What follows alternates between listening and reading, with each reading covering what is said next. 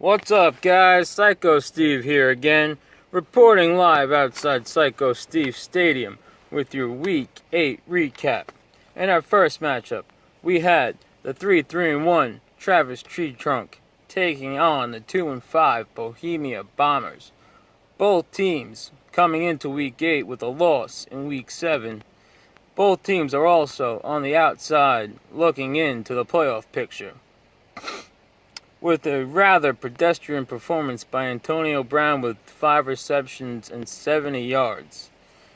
A pretty decent performance by Kai Forbath going over the pond, kicking 4 for 4 field goals and 1 for 2 on extra points with a 16-point performance.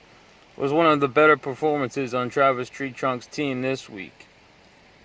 Besides his defense, the Dallas defense, with 2 fumble recoveries, a block kick, 4 sacks, and a pick 6 for a touchdown, putting up 20 points.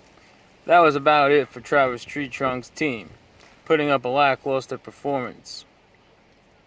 With Bohemia Bombers putting up a big performance from Paul Richardson on the Seattle Seahawks, with 6 receptions, 105 yards, and 2 touchdowns for 28 points. And red-nosed Kyle Rudolph going across the pond as well with 6 receptions for 27 yards and 14 points. And Bohemia Bombers quarterback Matt Ryan raining down on the Jets with 15 points.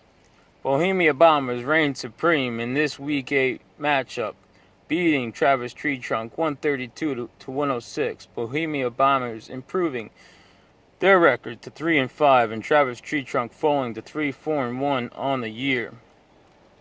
In our second matchup, this looked like it was gonna be an all-out bloodfest. It was the high-powered Fire Goodell versus the high-powered Cleats and Cleavage. Cleats and Cleavage coming in at 5-2, and Fire Goodell coming in at 6-1. The first place, Fire Goodell made a pretty big move, poised to make a big playoff push, trading for Rob the Glass Jaw Gronkowski. Psycho Steve gave up Rob the Glass Jaw Gronkowski for 3 players in this big mid-season trade. But Fire Goodell left his biggest performances from Isaiah Crowell, 19 points, and Jamison Crowder with 22 points, a total of 41 points on the bench. He had his biggest performance from his trade acquisition, Gronkowski, with a mere subpar performance from Gronkowski with 5 receptions, 57 yards, and a touchdown for 16 points. And Justin Tucker, his kicker, with the second highest point performance on his team, with 12 points, 2 for 3 field goals, 4 extra points made. And Fire Goodell tucks and rolls, crash landing onto a stranded island, screaming, "Wilson!" And I think he meant Russell Wilson on Cleats and Cleavage, because Russell Wilson had the biggest fucking game of his fucking season, with 452 yards passing, 4 touchdowns, and an interception for 35 points. Cleats and Cleavage put up some huge numbers with Melvin Gordon with 20 points, 132 yards rushing, 1 touchdown. Alvin Kamara with 15 points, James White 13 points, and DeAndre Hopkins, who was pegged to be shut down by the Legion of Boom, didn't want to hear that. He put up 8 receptions for 224 fucking yards and a touchdown for 36 points, leading the way to Cleats and Cleavage putting up a new record, new high score for the league, 175 points, beating Fire Goodell 175 to 101. It's not looking good for Fire Goodell, who has lost his second game and possibly may be working his way out of the playoff picture. And Cleats and Cleavage is now tied for first place, improving their record to 6-2, and Fire Goodell falling to 6-2. In our third matchup, we had Team Mary, the winless Team Mary, versus the unpredictable L.I. Golden Taint, with Team Mary scoring 142 points in Week 7, L.I. Golden Taint scoring 126 points in Week 7. It looked like Team Mary was poised for her well-deserved first win coming into Week 8, with the second most points for in the league. And we'll see what happens in this matchup. Deshaun Watson going up against the Legion of Boom. Everyone thought the Legion of Boom was going to shut down the Houston Texans this week. Deshaun Watson, though, put up 402 passing yards, 4 touchdowns, and 3 interceptions for 32 points. Ezekiel, the woman beater, Elliott, now suspended, put up 26 points. DeAndre Washington, with his biggest game of the year, 20 points. Will Fuller, the 1, 2, 3, 4, 5th, put up 5 receptions for 125 yards and 2 touchdowns. Travis Kelce, 7 receptions, 133 yards and a touchdown. And Juju, the Juju Beast, Smith, Punky, Brewster, Schuster, with 7 receptions, 193 yards and a touchdown for 32 points. Folks, I thought my pen was going to run out of ink writing down all the points for L.I. Golden Taint this week. And for Team Mary, she doesn't want to make it tough. She just wants to tell you that she's had enough. It might sound crazy, but it ain't no lie. Baby, bye, bye, bye.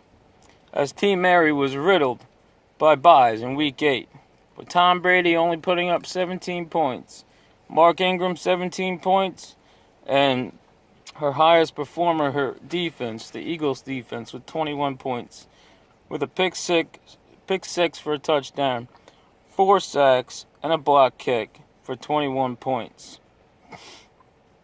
L.I. Golden Taint puts up the biggest fucking score I've ever seen, with 210 points, the highest, the absolute highest score I've ever seen in fantasy football. Improves his record to 5-3, beating Team Mary 210 to 123, and Team Mary falling to 0-6-2. Team Mary would have beat 7 other teams in Week 8 had she not versed L.I. Golden Taint. Her first win should definitely come soon, and I'm expecting this next week versus yours truly, Suffolk Psycho Steve. Maybe I'll be a nice husband and let my wife win, you know. In our next matchup, we had the 1-6 WW Slaves, We Are WW Slaves, versus the 2-5 Suffolk Psycho Steve. For WW Slaves, she was definitely in the Halloween spirit, with a ghost kicker and a ghost quarterback.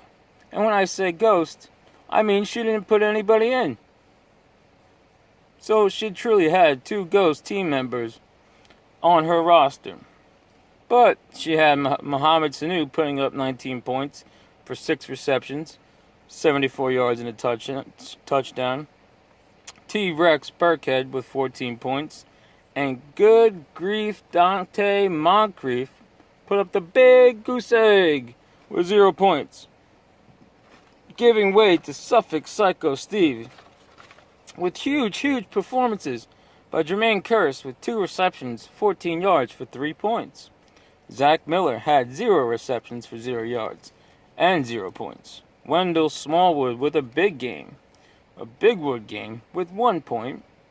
And the Detroit defense, going up a high-powered Steelers offense, put up a huge 3 points. For Suffolk Psycho Steve taking this one, 95-81. Suffolk Psycho Steve improving to 3-5, and We Are WW Slaves falling to 1-7 on the year. In our next matchup, a feature matchup, mom versus daughter. 2 teams who have paid their league fee. That's right, folks. Fucking pay up. It's getting late. The playoffs are around the corner. Pay your league fee. We had Team Pagan versus Team Capadlo. Team Capadlo coming in at 4-3 and Team Pagan coming in at 3-4. Team Pagan in the waiver wire picked up a lot of Team Mary's sloppy seconds, including Mike Gillisley, who put up 3 points, Rob Kelly, who put up 7, Jordan Matthews, who was on her bench, put up 5. There's a reason why Team Mary dropped these guys. It just didn't seem so apparent to Team Pagan. But something seemed a bit shady in this game. With Jack Doyle, Doyle rules, putting up 12 receptions, 121 yards, and a touchdown, with a new tight end highest point score for the season record with 30 points. And when I say shady, we had LaShawn Shady McCoy with 29 points, 151 yards rushing, and a touchdown. And when I say shady, I mean Team Pagan left 58 points on the bench. 58 points on the bench. My guess is that Mom let daughter win in this one. Let's see if she'll be that nice to cleats and cleavage when they face each other in Week 10. Team Copado, you should be thanking Team Pagan for this free win, as she took it easy on you this week, with Team Copado improving to 5-3, beating Team Pagan 120-75, with Team Pagan falling to 3-5. In our last featured matchup, this was a huge one. There was all sorts of natural disasters predicted, but there was no sonic booms, no tornadoes, no tsunamis, no earthquakes, just about a foot of rain on Sunday, all due to this matchup. It was Giver the Woodhead versus Team Lemp. Giver the Woodhead coming in at 4-2-1, and Team Lemp coming in at 6-1. Unfortunately for Team Lemp, Jordan Reed went down to injury and is probably going to be out in Week 9 as well. But he had a big performance from Adam Thielen going across the pond and over to England with 5 receptions for 98 yards and a touchdown and an awesome soccer celebration. Just what England likes to see. Tyrod Taylor with 16 points. A weak game versus the Jets for Julio Jones, only putting up 10.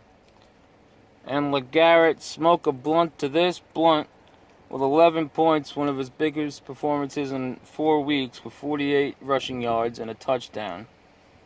But this wouldn't be enough for Giver the Woodhead, with Lamar Miller putting up 2 total touchdowns and 21 points. Alshon Jeffrey with 16 points, 2 receptions, 62 yards and a touchdown.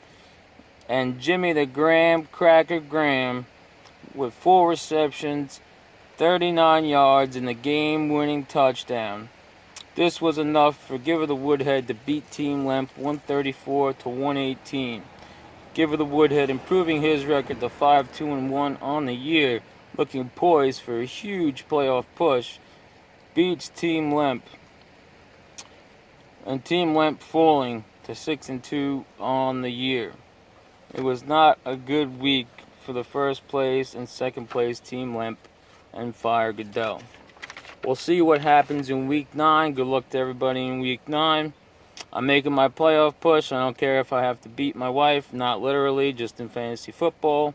I'll see you guys next week with your Week 9 recap.